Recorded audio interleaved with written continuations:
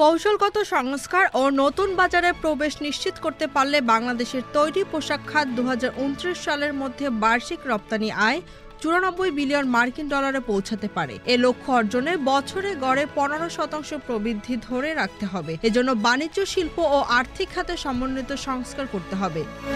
বিশ্বব্যাংক, international finance corporation (IFC) এবং multilateral investment guarantee এজেন্সির কান্ট্রি প্রাইভেট সেক্টর ডায়াগনস্টিক শীর্ষক এক যৌথ প্রতিবেদনে এসব কথা বলা হয়েছে।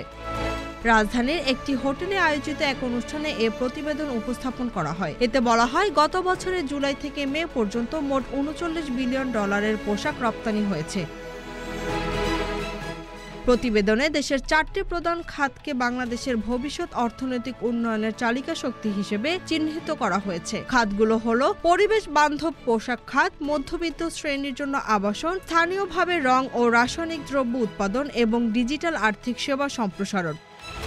বিশ্লেষণ অনুযায়ী এসব খাতে সুনির্দিষ্ট বেসরকারি বিনিয়োগের মাধ্যমে দেশের আর্থিক প্রবৃদ্ধি ও কর্মসংস্থানের সুযোগ বহুগুণে বাড়ানো সম্ভব। তৈরি পোশাক, রং ও রাসায়নিক দ্রব্য উৎপাদন খাতে প্রয়োজনীয় বিনিয়োগ ও নীতিগত সহায়তা প্রদান করা হলে আনুমানিক ৬,৬৪,০০০ নতুন কর্মসংস্থান সৃষ্টি হবে। ডিজিটাল আর্থিক খাতেও সংস্কার আনা হলে অতিরিক্ত ৪,৬০,০০০ কর্মসংস্থান সৃষ্টি হতে পারে।